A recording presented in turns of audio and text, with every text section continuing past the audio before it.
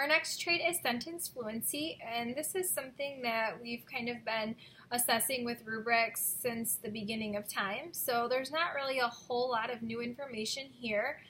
Sentence fluency is basically does the writing have a natural flow? It shouldn't sound choppy when it's read aloud.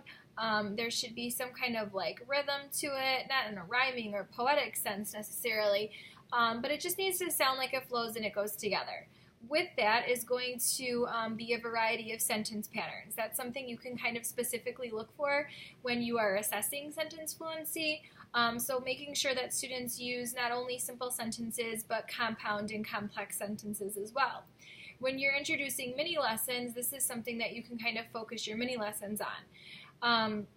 Compound sentences. You can do a mini lesson on fanboys, which are the conjunctions for, and, nor, but, or, yet, so.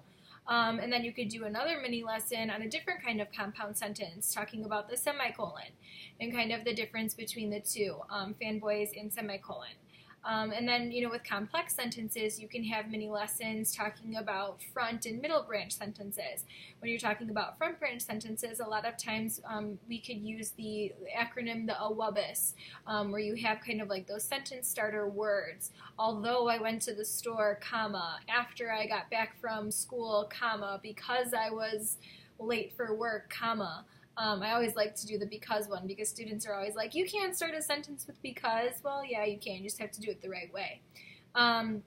So anyways, sentence patterns and sentence variety is something that's going to add to sentence fluency, and it also gives you an opportunity for some mini lessons during the writing process. And then, again, this isn't really anything extra with sentence fluency, but I just think it's worth mentioning that sentence fluency pairs very well with conventions, writing conventions, and we're going to talk about that on the next slide.